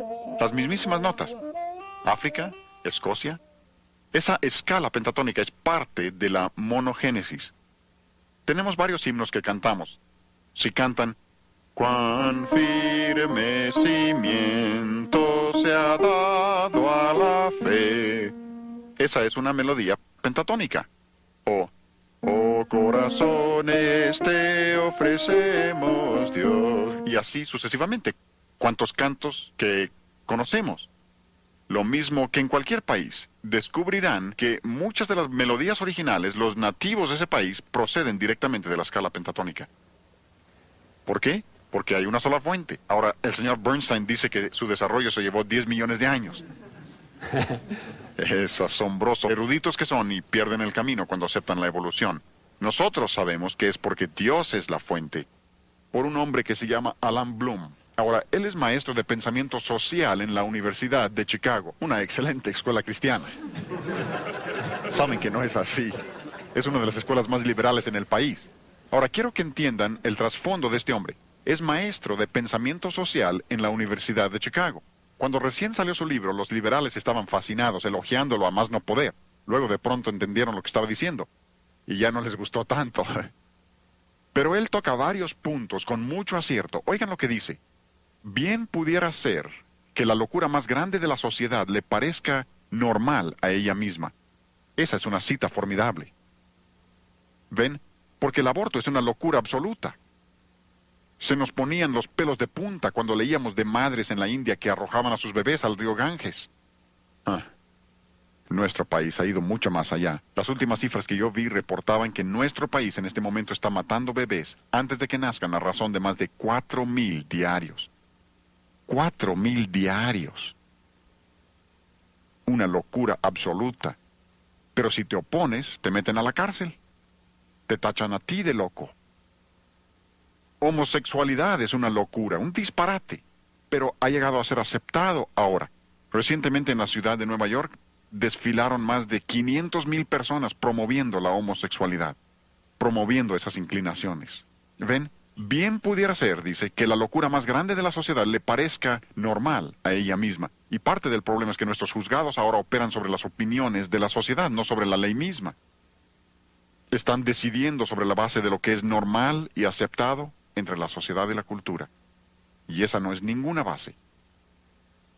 Observen además aquí, particularmente los padres, ustedes necesitan tomar nota de esto. Dice, la televisión en comparación con la música, ahora, no está menospreciando los efectos de la televisión. Reconoce los efectos tremendos que puede tener la televisión, pero dice, si lo comparas con la música, juega un papel comparativamente pequeño en la formación del carácter y los gustos. Recuerden que este es un maestro de pensamiento social en la Universidad de Chicago, no es un predicador. Y no está menospreciando la televisión, pero dice que si comparas eso con la música, ¿quieres desarrollar el carácter y los gustos de los jóvenes en el sentido correcto? Dice, no se preocupen únicamente por la televisión, fíjense en la música que están escuchando, porque tendrá un efecto aún mayor.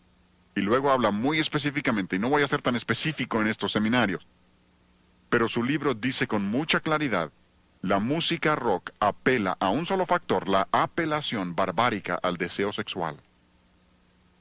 Él abiertamente reconoce, como casi todos en el campo del rock secular, que su música es la música de la sensualidad, solo que ellos no le ven nada de malo a eso, pero nosotros como cristianos sí debemos verlo. Luego continúa y dice, los jóvenes saben esto perfectamente, aun cuando sus padres no. O sea que la juventud entiende lo que está sucediendo, aun cuando los padres frecuentemente son engañados. Me gusta este libro, me gusta su título, se llama Matándonos de deleites. Neil Postman es maestro de artes y ciencias de la comunicación en la Universidad de Nueva York. Y repito, quiero que vean su trasfondo, ¿sí? Pienso que pudiera tener un trasfondo cristiano.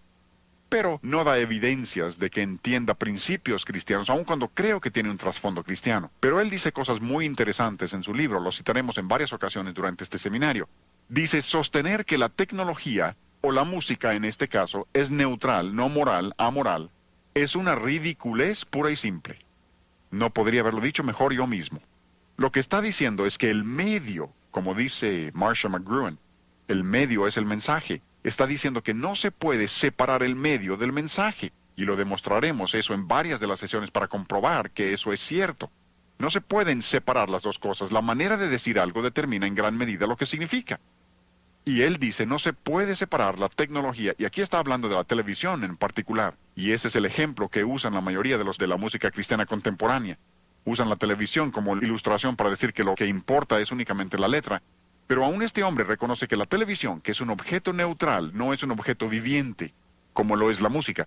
Pero dice que aún la televisión no se puede considerar neutral o no moral. Lo interesante, y esto es algo que sé que la Biblia lo dice, y sé que es absolutamente cierto, pero me cuesta trabajo aceptarlo. ¿Tienes cosas así? Sabes que son ciertas, y la Biblia lo dice, pero es difícil. Cuando Jesús dijo en Lucas 16 que los hijos de este siglo son más sagaces que los hijos de la luz, yo digo, no debe ser así. Los cristianos que tenemos la palabra de Dios, tenemos al Espíritu Santo para guiarnos, debemos entender mucho más que el mundo, ¿no?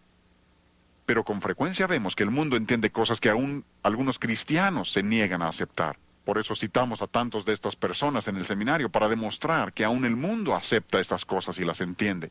Este es un libro muy interesante por un inglés que se llama David Tame.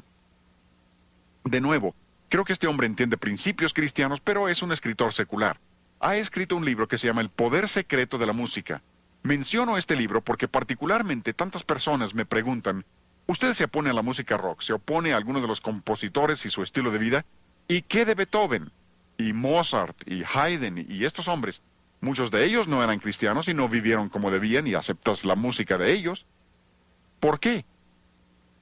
David Tame da la mejor respuesta que yo he visto. En su libro, él analiza todo el trasfondo, pero dice, el concepto de que la música afecta el carácter fue la gran fuerza que inspiró la vida de los grandes compositores. Y es que todos los compositores del pasado, aun cuando no hayan sido todo lo que debían ser en su vida personal, buscaban elevar a las personas y ayudarles con su música. Es por eso que pasaron años estudiando el arte de la música. Beethoven era maestro de su arte. Tenemos incluso algunos de los ejercicios de las composiciones de Haydn y se ve su desarrollo como músico. Pasó años de su vida desarrollando el arte, porque consideraba que podía afectar el carácter y ayudar a la gente y elevarla. Esa es la filosofía que viene de los griegos y se llama la doctrina del ethos, que la música sí afecta el carácter. Pero muchos de los grandes compositores, todos los grandes músicos del pasado, siempre han creído que podían ayudar a las personas. Es como un médico, vas al médico y te dice que tienes apendicitis, quiere quitarte tu apéndice. Le preguntas, doctor, ¿es usted cristiano? Dice, no. Entonces no me dejo operar. Eso sería una locura. Ahora, yo prefiero al médico cristiano si es posible, pero no siempre es posible encontrar uno. Pero si es fiel al juramento hipocrático, hará lo mejor que puede hacer por mí. Y de todas maneras, solo Dios puede sanarme. Confiaré en él en el campo de la medicina. Posiblemente sea mal hablado, fumador, toda clase de cosas. Y no confío en él en esas áreas, pero sí confío en el área de la medicina. Pueden confiar en Beethoven, Haydn, Mozart, en el campo de la música porque son expertos e intentan elevar a las personas. A veces incluso le llaman una experiencia espiritual. No entienden lo que es una verdadera experiencia espiritual. Cuando yo tocaba con orquestas sinfónicas hace años, tocábamos, por ejemplo, la novena sinfonía de Beethoven, y algunos de los músicos decían, ¡qué maravillosa experiencia espiritual! Yo siempre diría, no, era elevador, pero no espiritual, porque la espiritualidad únicamente viene por Jesucristo y su palabra, no viene por medio de la música. Pero todos los compositores del pasado han reconocido el enorme poder de la música. Continúa y cita a Aristóteles. Si uno escucha música mala, tiende a ser una persona mala. Si escucha música buena, tiende a ser una persona buena. ¿Ven? A través de los siglos los hombres han pensado así. Aristóteles creía esto, Pitágoras lo creía. Podríamos enumerar un sinfín de hombres del pasado que entienden que la música sí afecta el carácter. De nuevo, lo que estamos diciendo, y queremos repetirlo juntos, es Efesios 5:10, comprobando lo que es agradable al Señor. Ahora, si vamos a hacer eso, tenemos que ir a la Escritura. Así que vamos a 3 versículos que quiero que escriban, porque quiero que recuerden estos. Estos son de enorme importancia. Esto será fundamental para todo lo demás que digamos en el seminario. Y si entienden lo que estamos diciendo aquí, habrán adelantado mucho en el desarrollo del discernimiento en el área de la música. Quiero darles 3 versículos que nos enseñan 3 cosas acerca de Dios, y los 3 versículos dicen básicamente lo mismo. Y como dijimos antes, siempre que Dios repite algo es con un propósito. A ti y a mí se nos acaban las palabras. Cuando alguien te pregunta, qué gusto verte, ¿cómo estás? Realmente no quieres que te cuente. Si te empieza a contar del dedo que le duele y de sus caries, realmente no quería saber eso, solo es una manera de saludar. Pero Dios no hace eso. Cuando Dios repite algo es con un propósito. Y Dios repite esto 3 veces. La primera vez está en Éxodo, en el primer canto que la Biblia contiene, Éxodo 15:2. Esto está en los libros históricos. Si pasamos a los libros poéticos, en el Salmo 118:14 encontraremos la misma verdad. El segundo grupo importante del Antiguo Testamento, la misma verdad. Si pasamos a los libros proféticos, el tercer grupo importante, en Isaías 12:2, encontraremos la misma verdad. Y para mí es interesante, además, que Dios enseñe esto en las 3 secciones importantes del Antiguo Testamento. Y uno de los lugares es el más interesante que les mostraré en un momento. Pero los 3 versículos dicen lo siguiente, de una manera u otra. Jehová, se refiere al Señor, Yahvé, Jehová es mi fortaleza y mi cántico, y ha sido mi salvación. Estos versículos nos enseñan 3 cosas acerca de Dios. Primero, estos versículos dicen que Dios, el Señor, es nuestra fortaleza. Él no solo nos da fortaleza como cristianos, Dios es nuestra fortaleza. ¿Entienden eso? Jesús lo dijo de esta manera. En Juan capítulo 15 dice, yo soy la vid, vosotros sois los pámpanos. Si los pámpanos no permanecen en la vid, ¿qué sucede? Se seca, muere. ¿Por qué? Porque la vid es la fortaleza de los pámpanos. Por eso dijo, sin mí nada podéis hacer. Tenemos que permanecer en Cristo. Jesús dijo, tienen que permanecer en mí. Mis palabras deben permanecer en ustedes. Es que la vid no solo provee fuerza para el pámpano, la vid literalmente es la fuerza del pámpano. ¿Me entienden? Dios es nuestra fortaleza. ¿Sí? Voy a pasar a lo tercero, regresaré a lo segundo en un momento. También dice, Él es nuestra salvación. Y creo que aquí cambia un poco la sintaxis. Porque de una manera muy singular, por medio de la encarnación, Jesucristo ha llegado a ser salvación para nosotros. La salvación no está en una iglesia, la salvación no está en un credo, la salvación no está en una religión. La salvación está en una persona. Si no tienes a la persona, no tienes salvación. Y la persona es Jesucristo. ¿Sí? ¿Me están entendiendo?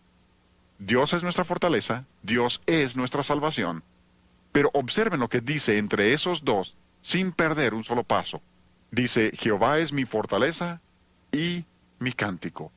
Dios también es nuestro cántico. Yo sé que alguno dice, pues probablemente ese es un cántico de alabanza a Dios o un cántico que se refiere a Dios. No.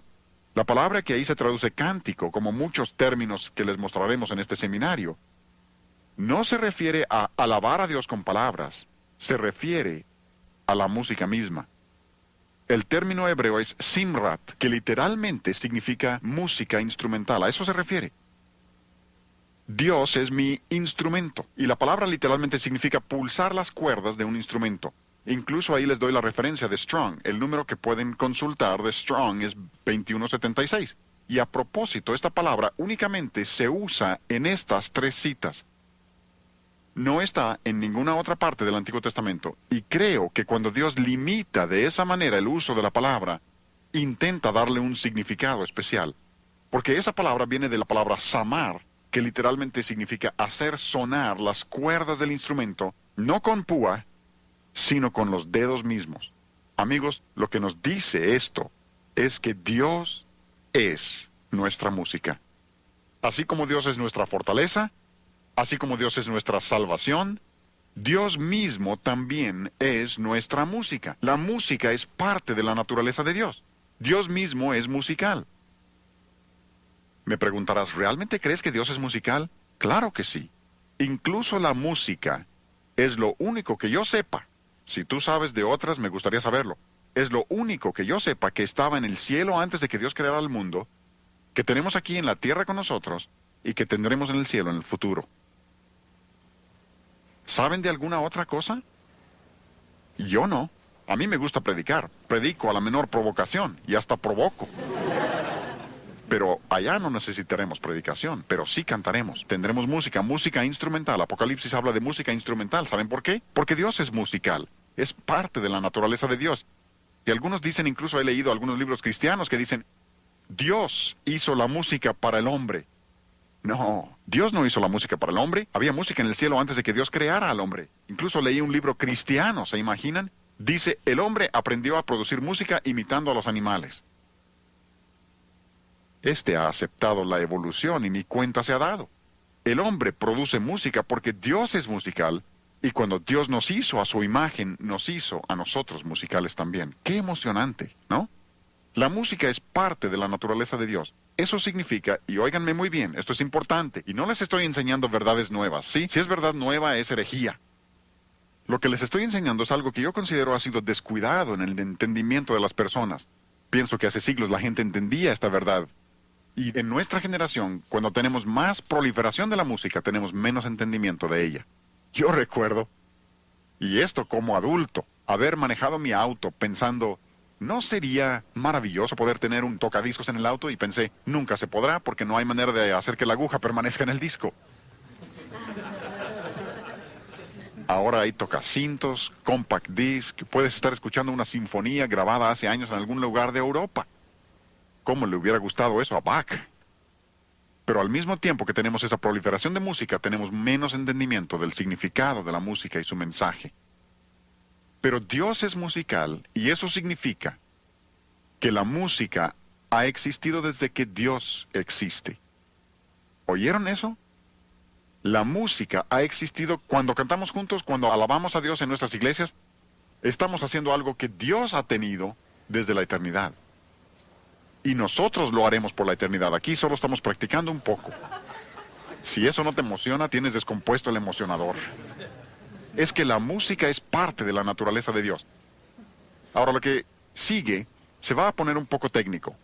Pero quiero que vean que sí existen pruebas de lo que estoy diciendo. Por ejemplo, en Sofonías 3:17 dice, Jehová está en medio de ti, poderoso, Él salvará, se gozará sobre ti con alegría, callará de amor, y ¿saben qué más dice?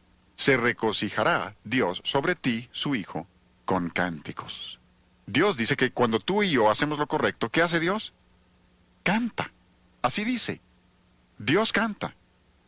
Incluso, eso es fascinante si lo estudian a través de toda la Escritura, que Dios no solo canta, sino que toca la trompeta. Zacarías 9:14. Y Jehová el Señor tocará trompeta. El Señor toca. Así dice. No discutan conmigo, discutan con Dios. Dice, y Jehová el Señor tocará trompeta. Así dice la Escritura. Dios toca la trompeta. Y esto es fascinante para mí. Nunca había reparado en esto hasta hace poco, que cuando llegas a 1 Tesalonicenses 4:16, donde habla del regreso del Señor, ¿saben qué dice? El Señor mismo, con voz de mando y con voz de arcángel y con trompeta de Dios, descenderá del cielo. Y si comparas eso con el pasaje de Zacarías, verás que Zacarías 9 también está hablando de la segunda venida del Señor. Y bien pudiera ser que Dios mismo es el que toca la trompeta. Dice, con voz de mando y con trompeta de Dios descenderá. Pudiera ser. ¿Por qué? Porque Dios es musical. Y creo que una de las cosas más interesantes en cuanto a esto es que Jesucristo mismo cantó cuando estuvo en esta tierra. ¿Cómo lo sé? Mateo 26:30. Jesús está con sus discípulos en el aposento alto, está a punto de salir al huerto y a la cruz, y dice que una de las últimas cosas que hicieron, lo último dice que hicieron, y cuando hubo, ¿qué? Cuando hubieron cantado el himno. Cantaron un himno. Ahora, si conoces la historia de la Pascua, sabrás que había varios salmos, llamados los salmos Jalel. Desde el 111 hasta el 118 les llaman los salmos Jalel, o si gustan los salmos Aleluya. El 111 y 112 realmente son introducción a la sección. 113 al 118 se llaman los salmos Jalel egipcios, porque eran los que se cantaban en la Pascua. El Salmo 113 y 114 se cantaban antes de cenar. Los salmos 115 al 118 se cantaban después de la cena de la Pascua. ¿Me entienden? Y bien pudiera ser que lo último que Jesús cantó con sus discípulos fuera el Salmo 118. ¿Recuerdan lo que dice el Salmo 118? El versículo 14. Mi fortaleza y mi cántico es Jehová, y Él me ha sido por salvación. ¿Pueden imaginar a Jesús cantando con sus discípulos en esa cena y diciéndoles, Jehová es mi fortaleza, voy a la cruz, pero Jehová es mi fortaleza, y Él es mi cántico, y ahora va a ser mi salvación? Y luego ir a la cruz para hacer salvación para ti. Y lo cantó con sus discípulos. Dios canta, Dios es musical, eso es parte de la economía de Dios. Y ahora viene la parte técnica.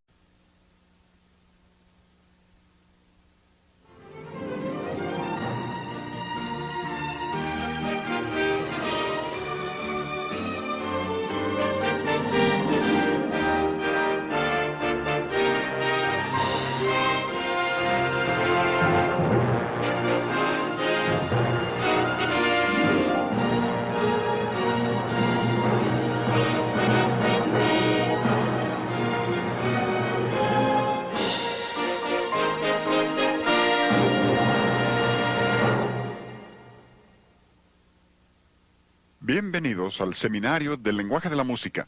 Le llamamos a este seminario el lenguaje de la música porque queremos que entiendan que la música sí es un lenguaje.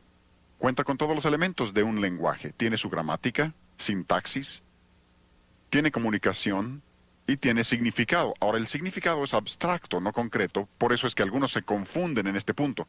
Pero sí es un lenguaje. Y en estas sesiones les vamos a mostrar que la escritura enseña esto, que hay lenguaje en la música. Incluso es una de las ilustraciones que usa la Biblia.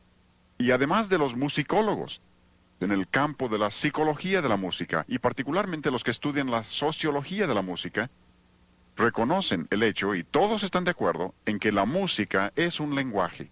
Y si podemos entender el lenguaje, podremos tener discernimiento en el campo de la música, porque nada puede conocerse de la verdad aparte del lenguaje.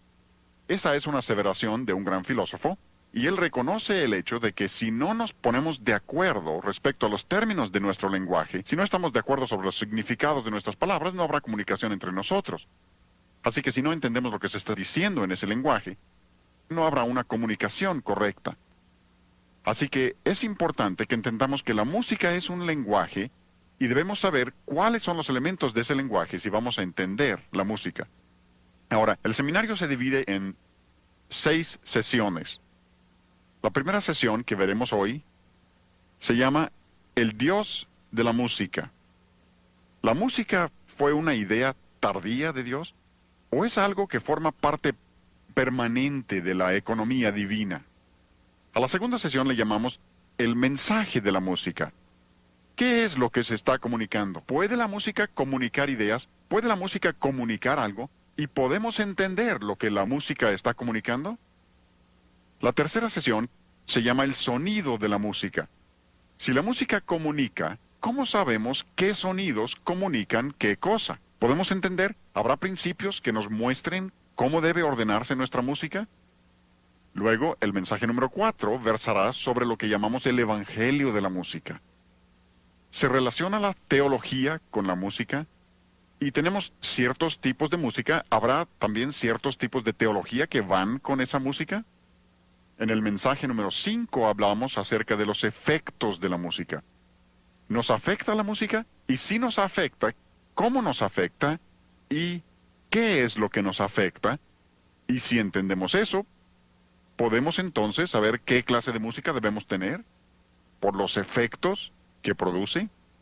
Y luego en la última sesión, hablaremos acerca del propósito de la música. ¿Para qué nos dio Dios la música? ¿Para qué la tenemos? ¿Cuál es el propósito básico, subyacente, y para qué nos dio Dios la música? Y así completaremos el seminario del lenguaje de la música Y espero que estén presentes en estas 6 sesiones para que aprovechen todo lo que estamos diciendo y tengan el contexto, porque no hay que tener las cosas fuera de contexto. Así es como sabemos también que la música es un lenguaje, tiene contexto. Y si tomas un sonido equivocado y lo pones en el lugar equivocado, lo tienes fuera de contexto. Y mucho de lo que se estudia en la escuela de música es cómo armar ese contexto y saber qué es lo que cabe en cada contexto. Así que espero que no se pierdan ninguna de las 6 sesiones para que tengan el panorama general de lo que Dios nos está diciendo acerca de la música. Queremos usar como lema para nuestro tiempo juntos la palabra de Dios. Y una de las primeras cosas que descubrimos viene de 1 Corintios capítulo 14, versículo 7. Ahí el apóstol Pablo, y hablando de lenguaje, ¿saben que los capítulos 12 al 14 de 1 Corintios tiene que ver con lenguaje? Y Pablo está corrigiendo los abusos ahí en la iglesia de Corinto. Y lo que usa como ilustración en el capítulo 14 es la música. Porque llega al versículo 7 y dice, si la flauta o la cítara, y hablaremos después de lo que significan algunas de las palabras que se usan para esos instrumentos. Pero dice, si no dieren distinción de voces, ¿cómo vas a saber lo que se está comunicando? O sea que Pablo está diciendo, miren, se trata de un lenguaje. Y luego en el versículo 8 continúa y dice, si la trompeta diere sonido incierto,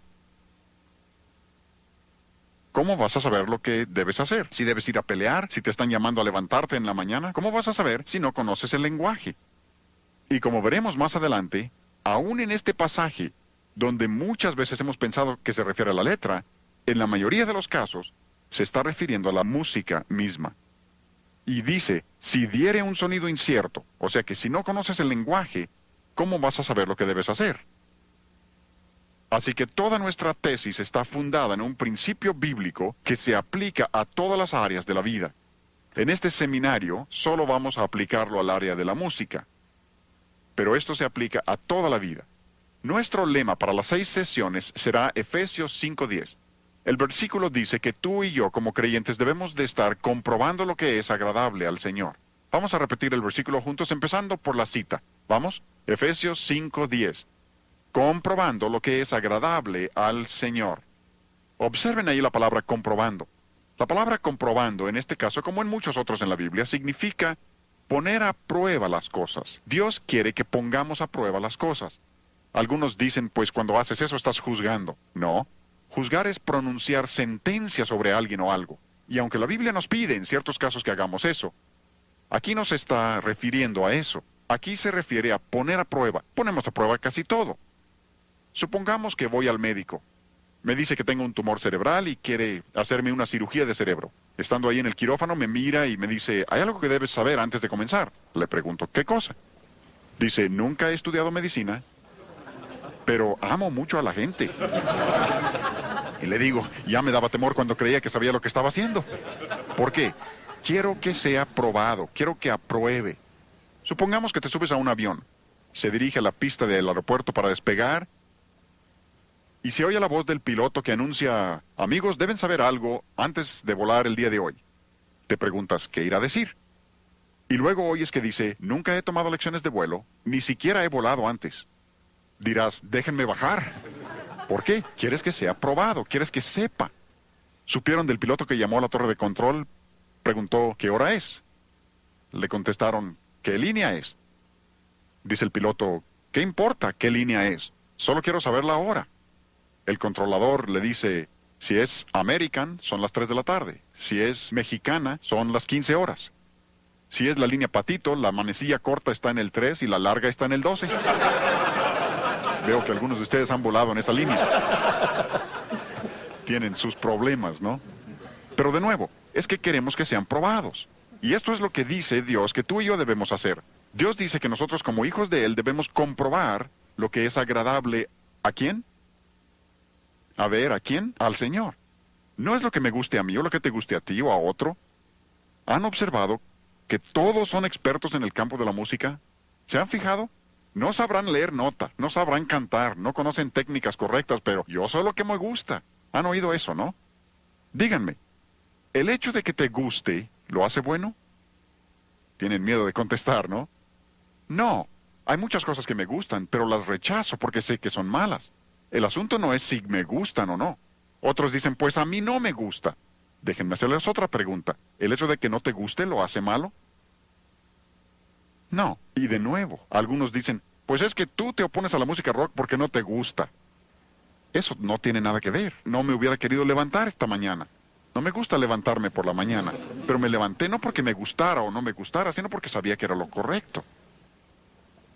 Otros dicen, pues para mí es de tanta bendición. Y piensan que con eso ya te acorralaron. No, a mí me han dicho algunos que les ha sido de bendición Jesucristo superestrella. ¿Eso significa que superestrella sea bueno? No, ahora yo dudo de su bendición. Pero me refiero a que aun cuando hayan recibido bendición, de alguna manera, accidentalmente a pesar de ello, eso no significa que la obra misma sea buena. Algunos dicen, bueno, es que tú eres viejo y yo soy joven. Es